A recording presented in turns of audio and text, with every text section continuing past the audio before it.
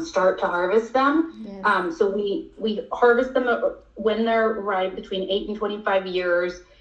We cook them in an underground volcanic oven, stone oven, essentially, that's lined with volcanic rocks, and it's cooked for 5 days underground. And then once it's been roasted, we take out the cooked agave, we put it in wooden canoes, and we hand mash. So Wow. yeah, in a wooden canoe. So after we hand mash, we take that mash and we put it in an underground wooden vat. We add water, the agave mash, we stir, and we let it sit.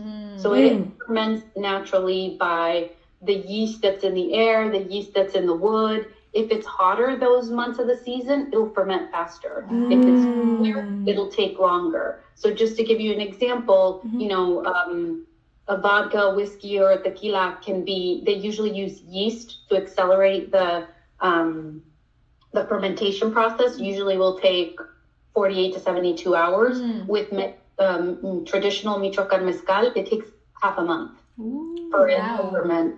Yeah. So after that half a month, then we take that and we distill twice in a wooden still, which is also super typical and very cool of the Michoacan region. We have this like pine wooden still that is used, and actually, fun fact, it was brought by Filipino sailors with Manila galleon route between the Philippines and Mexico port. At that time, Filipino sailors brought this, and it was called the Filipino still.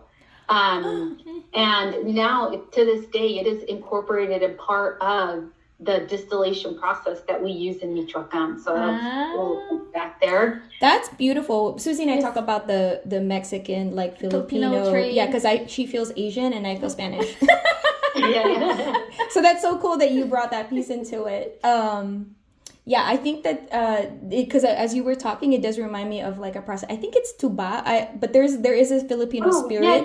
Yeah, absolutely. So if you look in the map of like where Michoacan is, so my husband's from Colima, which is a little neighboring state, and in Colima there is a traditional drink there called tuba, which is made from coconut. Yeah, Wow. Yeah, and it's not the only thing that the tuba in Colima today is not alcoholic. It's made from coconut sap, but it's not alcoholic.